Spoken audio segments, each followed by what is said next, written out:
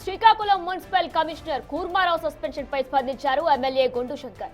శ్రీకాకుళంలో డయోరియా ప్రబలడానికి municipal commissioner నిర్లక్ష్యమే కారణమని ఆయనను సస్పెండ్ చేశారు మున్సిపల్ శాఖ కార్యదర్శి సురేష్. ఇక ఈ మేరకు కమిషనర్ కూర్మారావును సస్పెండ్ చేస్తూ ఉత్తర్వులు జారీ చేశారు. అయితే మున్సిపల్ కమిషనర్ పనితీరు బాగానే ఉందన్నారు ఎమ్మెల్యే శంకర్. గత 15 రోజులుగా కూర్మారావు అద్భుతంగా పనిచేశారన్నారు. ఏదో పొరపాటు వల్లే ఆయనపై వేటు పడిందన్నారు. దీన్ని ప్రభుత్వం దృష్టికి తీసుకువెళ్లి మున్సిపల్ కమిషనర్ ను తిరిగి నియమించేలా చర్యలు చేపడతామన్నారు ఎమ్మెల్యే శంకర్. నా నోటీస్కి వచ్చింది, నేను పై తీసుకెళ్లాను, ఎట్టి పరిస్థితుల్లో ఆయన రీవర్క్ చేసుకుంటాం. ఇది ఎందుకో రాంగ్ ఇన్ఫర్మేషన్ ఏం జరిగిందో తెలియదు.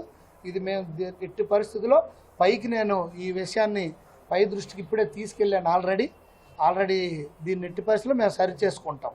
అదే కింద స్థాయి అధికారిని తీసుకుంటే కింద స్థాయిని కాదు పై స్థాయి అధికారిని వదిలేశారని అంటారు. తప్పకుండా మీరు చెప్పింది కరెక్ట్. నా యొక్క ఐడియాస్ని కూడా నేను పై స్థాయికి తీసుకెళ్ళాను.